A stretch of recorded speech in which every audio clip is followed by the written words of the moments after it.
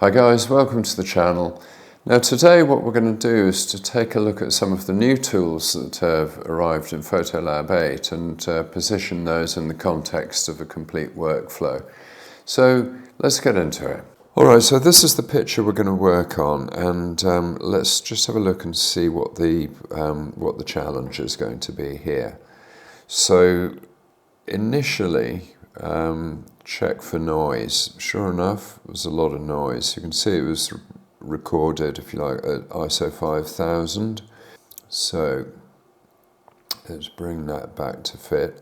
The other thing I'd like to do is to change the aspect ratio. We've got a lot of white cloud in the foreground here. We've got a bit of really unwanted or unneeded sky that's not adding a massive amount to the picture. So I would make this 5:4.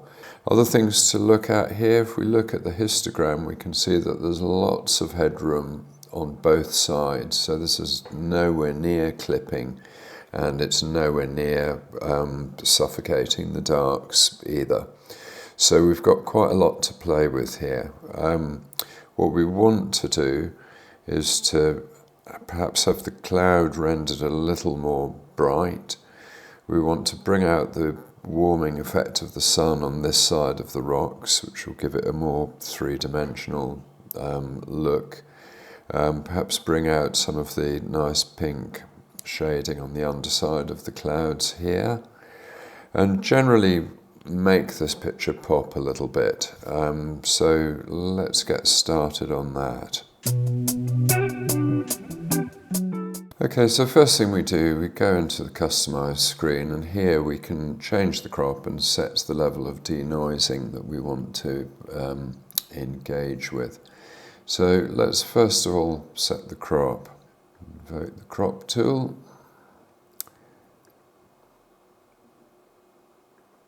Get 5:4. And it's pretty much got this right. That's pretty much where I want it.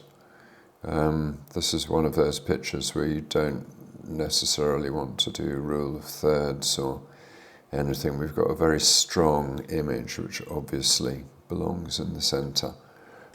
And now we want to deal with the denoise. What I do with this is go through with increasing noise. And the reason I do this is because broadly these technologies are sort of with increasing severity, and I tend to go for the one that I need rather than just go to the most powerful one immediately. So if we switch this into prime, okay, so prime's done a pretty good job.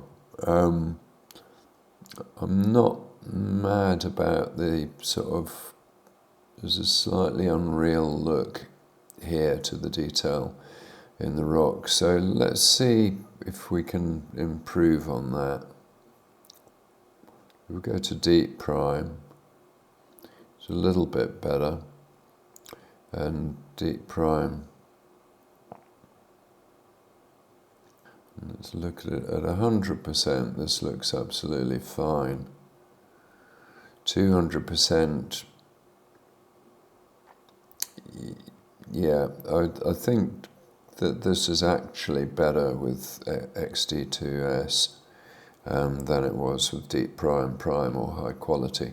So let's go with that. Can we get any more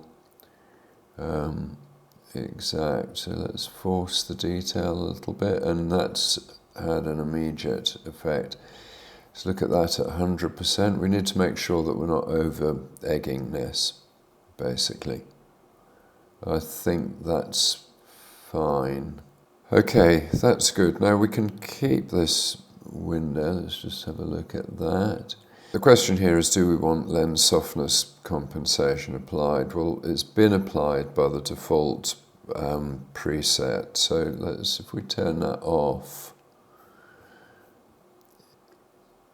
and turn that on again, you can see the difference that that's making, and that is quite substantial. Okay, so we've reframed or cropped the picture, and this is important because the entirety of the picture inside the crop is affecting the histogram. If we were to leave those parts of the picture we don't really want, then that too would affect the histogram, and we may get a different results. It depends on the picture. This one's got plenty of overhead in both directions, so it wouldn't have been a major problem, but generally the best practice, I think, is to get that cropping done early. Okay, let's have a look at light and colour. First thing, let's turn on smart lighting and see what difference that makes. So we've got, it does make a difference. Turn it off again. And that's brought a little bit of contrast to bear. Let's see what happens if we turn it up. Go to strong. You can see this reflected in the histogram.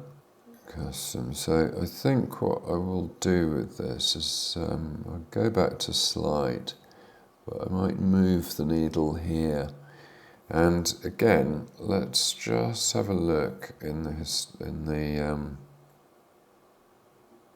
longer part. Okay, so if I move the intensity, we can see that we are getting better light on this rock. So this is this area here. That's really what we wanted to achieve. And down below we've got quite a lot of detail. The cloud is looking sort of misty and okay, and that's fine. We'll go with that. Let's turn on selective tones a little, and I think we want to lift the highlights a little bit, and this will bring up, and we'll shift the histogram to the right, and I'll make the cloud. So the risk here is that we start to lose detail here in the sky, so we don't want to overdo this. You can see at that point the detail is going, so keep that fairly minimal. Now clear view instantly adds a massive amount of texture and contrast to the picture, but personally too much, and I think there's a blue cast coming in the clouds here, and which I'm not keen on at all, so I will back this off. I find settings around 20 are usually perfectly good here. So if we turn contrast on, now contrast is a universal control, so we're in danger again of, if we bring up the contrast using this control, it brings it up all over the picture. So you can see the effect of this instantly. And this is a tricky picture to work with because bringing up a lot of contrast in the clouds at the front is not what we want to do. We want these to look like clouds. We want the contrast to be on the rock. We don't want to lose the detail in the clouds there. So return that to naught. What I might be inclined to do is just lift the micro contrast a little bit, and that will give us more detail if we need it in the rocks. And we are heading towards over sharpening here, but let's just back that off a little bit. Perhaps a little bit more. I'll probably go for around about 10, in fact, on this. No more than that, that's fine. Turn that window off again. So you can see how embedded this loop tool has become in the workflow. It's quite, I've never actually known a new innovation become quite so essential so quickly. Now, here, in the tone curve there is quite a lot that we can look at. So let's have a look first of all at the Luma curve. And what this will do is lift up the mid-tones as you'd expect. If we lift the darks, we don't really want to do that. If anything, we want to drop the darks in order to enhance the light coming in on the left and raise the highlights a little bit. Now that's beginning to work quite nicely. Quite like this. Now we need to warm it up, but we can come to that when we look at the colour controls and bring back the loop tool. Let's have a look at what's going on around here.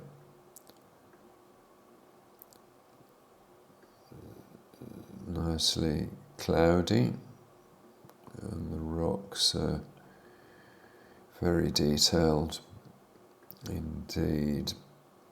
And I think that, again, is fine. So turn off the loop tool. If we move this back to RGB curve, the difference between this is that the RGB curve will do the same as contrast does. It will introduce colour and tonal change, and that's, you'd expect that. This is RGB is red, green and blue. It is nonetheless sometimes quite disconcerting. So if I were to raise this up, you see it's really blanding the picture out, so we want to keep those darker. I'm actually happy with what I've already done in the Luma curve here, so I'm going to keep that.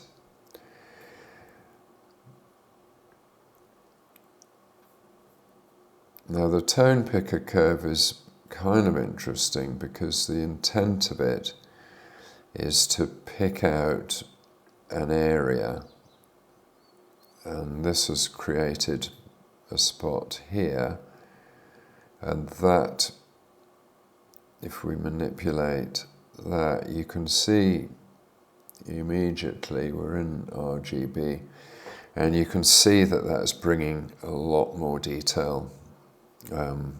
It's retrieving a lot more detail out of the cloud. So that's a good use of the tone picker here. Gamma will simply increase the midtones across the entire picture.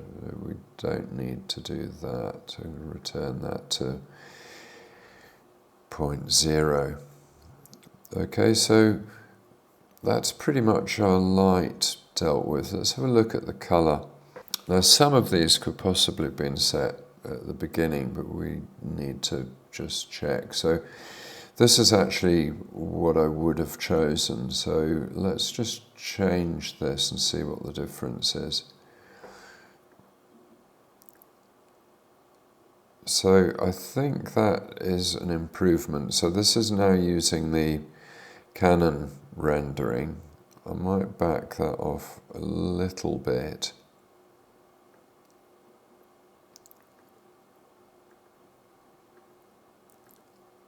But I quite like this in terms of what it's doing or not doing, rather, with the clouds here. So if we look at the effect on the rock and the effect on the clouds, rock, quite a major adjustment, clouds not so much, and I quite like what it's done there. Now I think here we probably want to pick up just a little touch more on these tools. So let's have a look here. So we'll turn on with the orange and let's pick precisely what we want here. Okay, so that's quite wide. Let's just increase the saturation. And this is quite good because it's picking up the colour here as well. And that's nice. So nothing's happening down here. It's all happening in the cloud behind and on the rock face. So if we increase the luminance, you can see that's sort of lightening the effect off, and this is making it much darker. And this was dawn, so this is coming back to how I remember it, and I quite like that. Our denoising technology we've set, we've done the lens softness, so it's really down to some local adjustments at this point. Now, I would like to bring up the cloud a little bit, so I'm going to go with a control line here. I'm just going to put that here. Oops.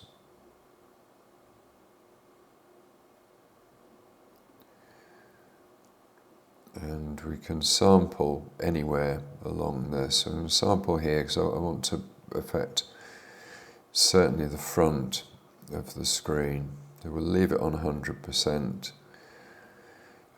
It hasn't spilled over into the rocks at all, so we don't need to make any adjustment with chroma and luma. And I'm not going to do it with exposure. I'm going to try and do this with selective tones. So bring up the highlights a little bit, and that is much more as I remember it looking. We don't want to sort of bland this out, we want some texture left in it. So this is cool, I like this. I'm not going to add any more clear view because we've already added it. We don't need any more contrast in this cloud layer because clouds are fluffy. Simple as that. So let's go with that, that's fine. We're happy with the control line. So I'm going to just retitle this. Okay, now we want to do something, I think, with this area of the rock. I'm going to try to do this with a hue mask because what I want is to pick up the orange light. Maybe the hue mask will help us do that. So let's turn on the hue mask. And we'll try this both ways. Let's try and check it out in the rock. And that's done a really good job of selecting the rock and the cloud. So we've nailed that as a selection. And you can see here we can feather that more if we want to. You can see that creeping into the rest of the sky down below, and we want some feathering, I think probably around about there. We don't really want to take it much further into the darks, so I'm going to leave that there. And now the nice thing here is that you can see that this is a very strong selection, and with the opacity tool we can reduce the effect of this. So if I go in here, let's just say, and increase the exposure, I can back that off with the opacity tool, which is nice. Actually, I don't want to increase the exposure. If anything, I want to decrease it. And so what we're going to do here is, first of all, let's have a look at what happens when we decrease it. We want to retain the warmth, I think, and so what I'd be inclined to do is literally up the warmth here.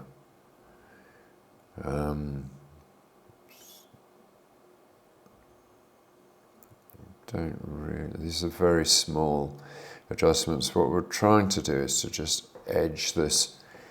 If you can imagine, sort of, if you're sitting on this rock, you're going to feel the warmth of the sun just slightly warming you up. So I think I'd go with some very, very small adjustments. Let's have a look and see what clear view does.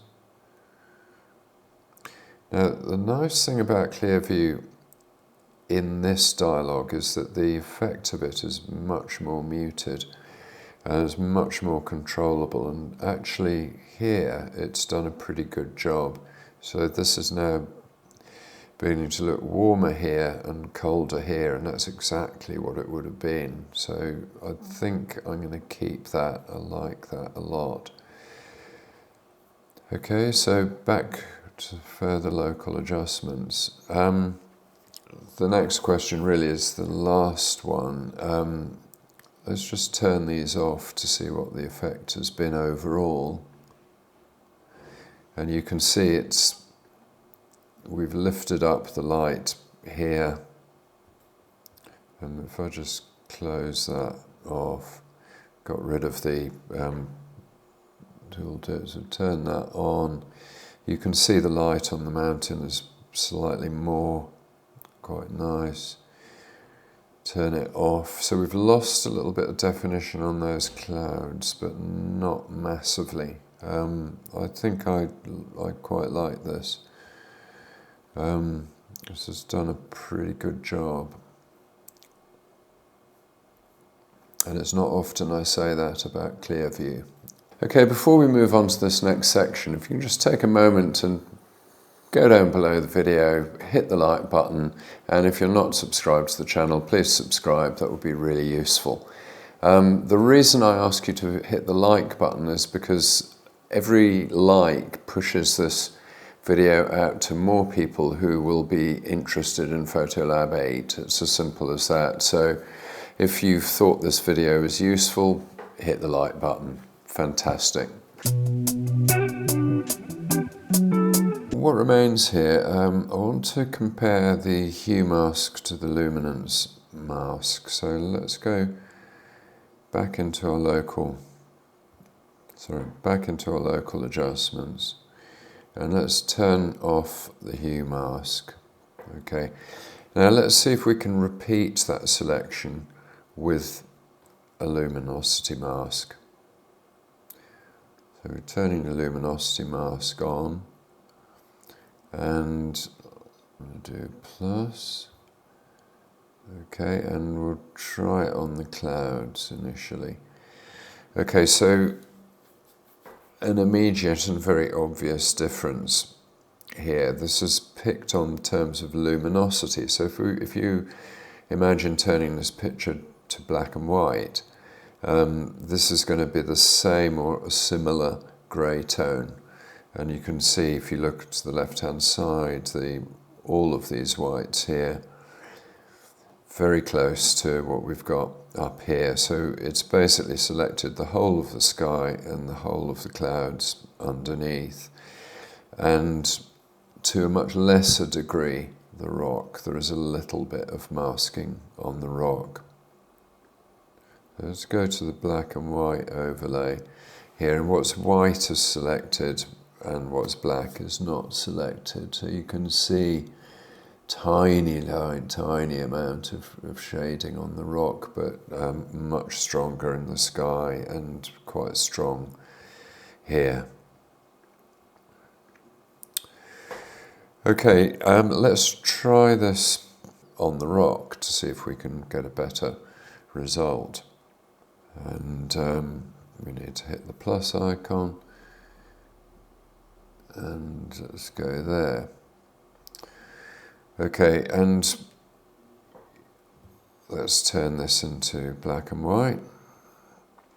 Okay, and you can see that it has selected some of the cloud, but if we look at the color rendering here, it hasn't selected that nice peachy color.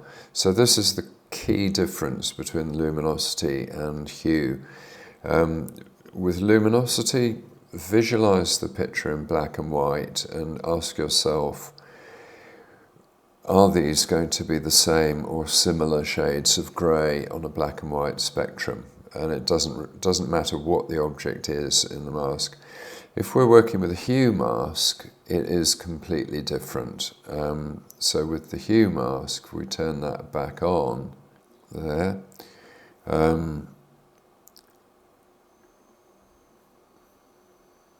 There's our black and white rendering of the hue mask, and you can see that it has picked the orange colour. And so this area here, a little bit of this area here, and this area here. And this is a way better and a way quicker result. I could have done this with control points, but I would have needed more than one. And I would have needed to copy those adjustments differently, because a control point here would have a different set of adjustments, if you like, than a control point here. So simply duplicating that control point wouldn't win me any prizes. So we can see between the hue mask and the luminosity mask, the hue mask is the one that's new in PhotoLab 8, we can see there's a really substantial difference. And if you're having a problem trying to work out which one to use, then the black and white view of the mask is really, really useful. You know, if you're not getting the results you want, the black and white view will show you exactly where that mask is hitting, and as a result of that, what you can expect from moving the sliders on the mask. Okay, so I think we've got this pretty much as I like it. The one little bit of tidying up I would do, I'm finding this little bit of cloud quite distracting on the edge, and also it kind of drags my eye away, and this is slightly off balance, so I might sacrifice a little bit of my foreground in order to tighten this crop up. So let's go in here and get this square into the middle of the picture, and I think that's fine. That's much better, much less distracting, and we're really getting focus here on this rock, and I quite like it.